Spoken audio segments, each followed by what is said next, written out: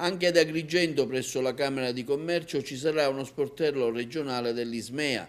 L'Ismea è un istituto di servizi per il mercato agricolo alimentare che realizza servizi informativi, assicurativi e finanziari, costituendo forme di garanzia creditizia e finanziaria per le imprese agricole al fine di favorirne l'informazione e la trasparenza, agevolando il rapporto con il sistema bancario.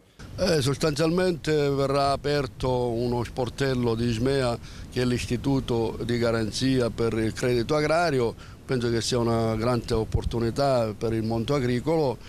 Speriamo che tutto proceda nel miglior modo possibile. C'è un impegno molto forte del Presidente della Camera di Commercio Vittorio Messina, stiamo lavorando in sinergia, questa è un'altra grande occasione per il mondo agricolo. Soddisfatto il Presidente della Camera di Commercio di Agrigento Vittorio Messina per il servizio che si va a rendere a fianco di una categoria produttiva che in Sicilia è una delle più importanti. È uno sportello Ismea in Sicilia, proprio localizzata ad Agrigento grazie a una fattiva collaborazione con la Deputazione Nazionale, quindi con l'onorevole, nella fattispecie con l'onorevole Rulo. Rappresenta l'essere fianco a fianco con l'imprenditore agricolo in questo caso, è il ruolo che dovrebbe svolgere la Camera di Commercio, il ruolo che devono svolgere i nostri politici. In questo caso ci siamo riusciti, siamo fieri di esserci riusciti e quindi agevoleremo e saremo accanto all'impresa agricola. L'impresa agricola è il primo comparto per quanto riguarda la nostra provincia e lo è anche in tutta la Sicilia. Delle 500.000 imprese siciliane,